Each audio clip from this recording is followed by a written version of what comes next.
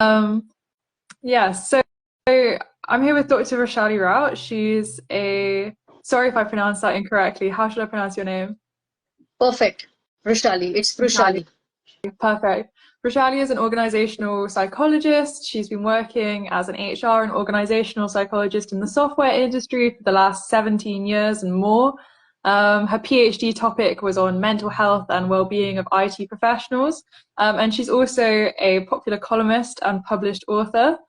So yeah, she's a really passionate voice in the wellness space right now. She's creating awareness about mental health in the workplace and other mental health challenges through her writing, her video blogging, and she's also been working as a consultant for the last 2 years after she experienced long COVID symptoms. Roshali, would you like to add anything to that short biography? First of all, thank you, Storyboard. Not only to Miranda. I hope I'm pronouncing it That's right. correctly. It's Yeah. Miranda. Okay. Yeah. So, thank you for giving me this opportunity because I shared my story with Storyboard in, I guess, in Jan 2022. And that's how I also started, feeling a little bit confident that I can share the story which have been with me for so many years. So that was my first step towards opening up about my own struggle with PTSD and grief. And after that, I completely forgot. But I had COVID, and so during COVID and also during long COVID, I penned down my experience of PTSD and grief in my mother tongue. So I have been writing, though I am working with software industry and my main language of communication is English. But during Corona, I started writing in Marathi, which is my mother tongue. I come from Maharashtra. And people like it because most people, at least in India, they are not very comfortable with the word psychology or mental health still, and they find it very difficult to use. I mean, especially to read in English. So my experiment of writing about psychology and various topics of psychology in my mother tongue was quite successful. And that's how I started also writing my second book, which is about PTSD and grief in my mother tongue, because there is so much of material which is available in English language, but that is not accessible, or that is not kind of available to people who are from rural areas, or people who do not have access to medical facilities.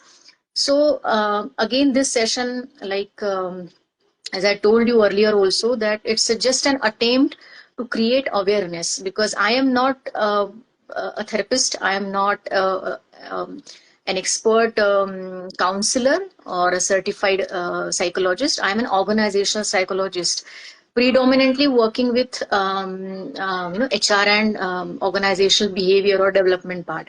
But being a student of psychology, if I struggle so much with this kind of experience, if I could not get proper help at proper time, so imagine the agony of people who are, who don't know anything about psychology. So Absolutely. I think it's really inspiring that you're trying to create awareness in this way. And I think it's a really incredible thing that you're doing. So you're trying to spread awareness about PTSD and grief. I just wondered if you could maybe share a bit about your own personal journey with these topics, with PTSD and grief, and how these have impacted various aspects of your life from a personal perspective. so my story is really long because it goes back to my teenage years, where I first time experienced the trauma in form of a emotional abuse from a teacher. It was in my school, in my 12th standard, which is higher secondary, and I was a good student. I mean, a privileged one compared to the rest of Indian community. So in terms of finances, in terms of education, I come from a very educated family. But till that point, I was highly confident female, and I was very ambitious, hardworking. But that first trauma I experienced, that actually took away my confidence from me, and I become a very different person. In 90s, late 90s, there were no such things like mental health or stress or anything, and I was in science, so you can't handle pressure and all those things. I had to listen. So that was one thing. Second was the when I was in graduation. So my father had to lose his job. He was in a government job, but then Mhm. something happened, something which was not good, I would say. Something happened, and it was not his fault, but he had to lose a job. That was a second trauma. But still, we managed, to come out of it. But when I started working from 2006, when I passed out from my PG in organizational psychology, Mhm. I had lost three family members from the period of 2007 to 2012, Mhm. uh, the span of 2 years each. So, um, and all of them were extremely close to me. And I was young in my mid 20s, and I recently started working. I was ambitious, wanted to do a lot of things in my life, but the way I had changed because of the grief and PTSD, it changed everything about me. Mhm. So, and I tried a lot during those times, that reaching out to people, reaching out to my friends from psychology. But I guess trauma is something still a very alien kind of a topic in India, and it took me really, really long time till 2021, when I actually started writing during COVID. And Absolutely. yeah, and that happened after my father's sudden demise in COVID first wave. Mhm. So in all these years, I mean, from 2007 December onwards, I was always struggling with the mental health issues, specifically PTSD, which is post traumatic stress disorder, Mhm. anxiety, depression, and of course, physical issues like PCOD and weight fluctuation. Then your thyroid. I had also experienced thyroid, but maybe the kind of childhood I had, I was very conscious about the self care part, Mhm. and I acted responsibly. So I didn't fall in the trap of alcohol or smoking or even antipsychotic drugs or anything which could have been addictive for me. Yeah, I So see. I followed, yeah. So I Yeah. follow a very, very clean lifestyle, maybe because of fear, maybe because of, some other factors which I don't know. So it actually helped me to stay, um, what I would say, to survive basically. Mhm. And but it could have been very, very different life if all this did not happen. Absolutely. Yeah, and it's really inspirational to be honest that you've been through such a harrowing experience, well, many experiences, and that you're here today raising awareness about it, talking about it, and sort of breaking the stigmas really around PTSD and around grief. And I just wondered on that note, if you could maybe go into a bit more detail about some common sort of misconceptions, stigmas that surround PTSD and grief, especially within Indian society, maybe, and how we might work to reduce these stigmas and misconceptions in the future. So people in India, they are basically they are not very comfortable with the topic of psychology, or they feel people from psychology are mind readers and they manipulate them. So that is or they have something fundamentally flawed Yeah. in their character, and that's why they entered into psychology. Or Okay. many times they label them mental or frustrated, Mhm. sort of things. And another, which I don't like, because I come from a science background. Graduation I have graduation in mathematics and physics. So my outlook or my upbringing is little different than people who are from humanities. So so I'm more having scientific temperament. So that also gave me different perspective in handling what I have gone through. And Mhm. I had followed very different methods. Like uh, people generally in India, people think psychology means counseling. So you go to somebody, you talk to them, and you feel good. Mhm.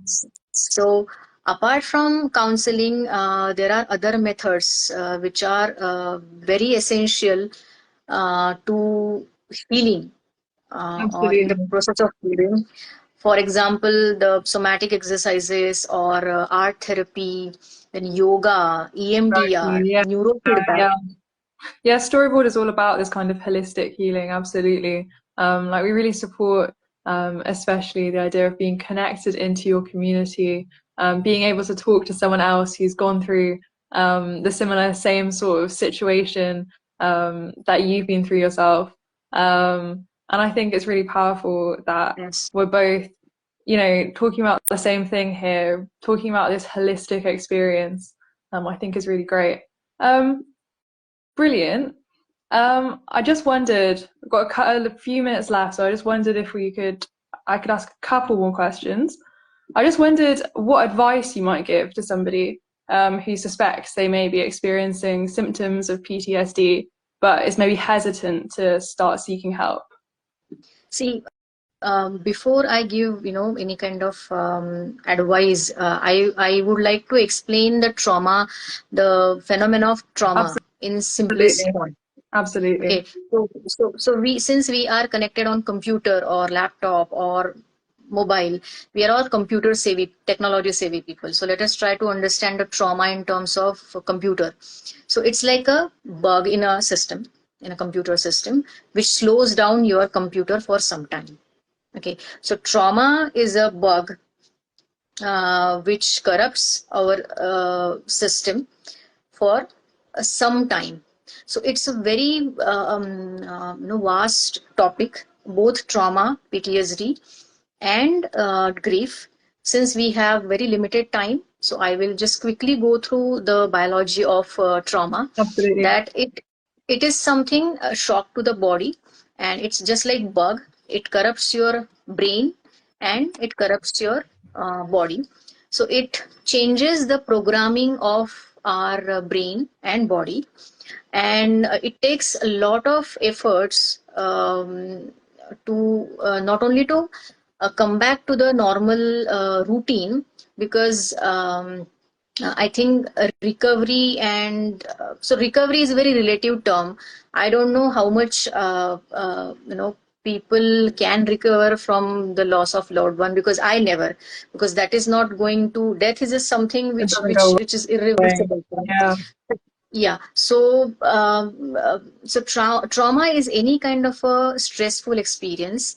It could be a health issue. It could be something, like somebody had been kidnapped in their childhood, or anything. They had some abusive experience in school or college, or ragging even. Ragging, it can be a really big trauma which happens still in India. It is prevalent in India. So, Okay. so it could be domestic violence. It could be, dysfunctional family. Anything which disturbs your equilibrium, which makes you feel unsafe, basically, which triggers your stress response, and it completely shuts off your rational brain. Mm-hmm. So keep on you keep on living in the fear of loop. Okay, so that is something is trauma. So trauma changes the brain, it changes the body, and if it is not treated properly, so if I have some experience from my childhood, like I shared with you, and if I don't treat it well, because it changes my behavior, it starts stress response in my body, it changes sugar level, it raises my BP, it it is kind of a so these are like biological changes, Yeah, but yeah. you start living under fear, you lose confidence, you lose the ability to connect with people with the same trust. Mm-hmm. Okay, so these are some of the things which are important, and the major challenge which I experience in my PTSD and grief was ability to. So I lost my ability to enjoy life. So I have been earning really well for many years, but I never enjoy the kind of life I should. It That's was always in survival mode, that this can happen to me, that something which happened to my family members, it can happen to my another family member. What will happen then? How will I cope up? So I always remain in survival mode. So I could not get into the proper relationship because it was a matter of trust. So I didn't marry. I always wanted to have children, always wanted to have family, but did not happen because I was not ready for marriage. I was always traumatized, sad, I and think so. PTSD really has these impacts across your whole life, like far-reaching impacts across the physical, across the mental, emotional, across your relationships at work. Yeah, I mean, yeah, it's truly quite a devastating condition to have. And like I've said, it's really inspiring that it's something that you're raising awareness of and trying to help people who have PTSD. I wondered if you have maybe a couple of tips for people who might think they have, if they're experiencing these kind of symptoms or this kind of trauma that you went through. Do you have any advice for these people? Any sort of tips for aiding their recovery? so COVID was a mass trauma. And the reason I reached out to you was to share my experience with people Mm-hmm. who have, globally, they have experienced trauma, and most of us have lost livelihoods. People have lost loved one, people have even lost families. I mean, they are Mm-hmm. surviving only member of the family, that is also I have seen. And whatever happened was again a traumatic experience, and the effects are still visible, but people are not able to understand whatever is happening to them. Either they are going to anxiety, they are going through depression, many of them have heart attack, stroke, diabetes. Many of my friends are going through diabetes and hypertension problems. So they don't understand that they have experienced trauma, and thus they did not uh, do conscious effort, or they are not doing conscious effort to treat that trauma, to Mm-hmm. heal themselves, that this Mm-hmm. is over. Their body is still in that phase. And Yeah. yes, so my so whatever happened with me was unfortunate, and it is also something it's my complaint against my own community in India, psychology community, that they should be more visible to people, and they should be more they should update themselves, because whatever I have, so I can see some of the there are some books with me I see. which Okay. I have I have gone through, and these books they help me really a lot. But unfortunately, I found them really late last year in 2022. So these are four books, I guess. I think I suggest to everyone who either have lost someone, or who had corona, or had some health complication, or have lost their job. So they are grieving because it's a loss of a relationship, whether a person or a job or a breakup even. So it's a loss of a relationship, so they are grieving. So understanding grief, understanding the process of grieving, what is happening, because it's very complex. I mean, especially this book, which is the new one, The Grieving Brain. So this is something which is it has given the very latest research on the grief and the grieving brain, and how it affects our, why we feel confused, why we have brain fog, how it affects our mental abilities, because that happened with me, the memory part, the learning part. So everyone is going through some or other problem. So in that case, I always suggest people to understand trauma. So this is just a awareness building session, but I'm going to take more such sessions with whatever within my capacity. So understanding trauma, understanding grief, understanding what can be done for healing, because whatever happened with me, I have lost the most important time of my life in this whole process. I don't want Absolutely. it to happen Absolutely. to someone else. Absolutely. I think that's really powerful words. And I think fantastic advice, recommending books as a way to connect with other people, to understand how other people experience the grieving process. At Storyboard, like I've said, we're all about reaching out, connecting with your community so you don't have to experience what you're going through alone. That's what our app's all about. You can download our app. You can easily find others who have similar experiences to you, whether that's trauma, whether that's grief, PTSD, loneliness, depression, anxiety, all these things. It really helps just to know that somebody else is there, Mm. somebody else is experiencing the same thing that you are, that they're walking in your shoes. And that's really what Storyboard's all about. Okay, we've got to close up now because we're running out of time, but I just wondered, could you give a few final thoughts, please, Dr. Frashali, about maybe what your goals and aspirations are for the future in terms of raising awareness about PTSD, grief, and mental health more broadly? So first of all, again, before we close, thank you so much, Storyboard, because of you, your team, I had courage to open up in front of public. So, and then thanks to you again, because we recently got connected, and thank you for the opportunity. We have a less time today, and Absolutely. I expect another awareness session with many people who are having similar kind of experience like me. And this is free. I mean, we can always come and share and create a community. So my final thoughts are again an appeal to Indian community, especially because those who are out of India in developed countries, they have access. But all my Indian friends, my fellows, all out there, please try to understand your body, because that is the first step to understand yourself. What is happening with your body? Your body is trying to tell you something. If you're not feeling well, if you are feeling good, what is going on here is reflect in your body. So raising that self awareness, working with your own body, and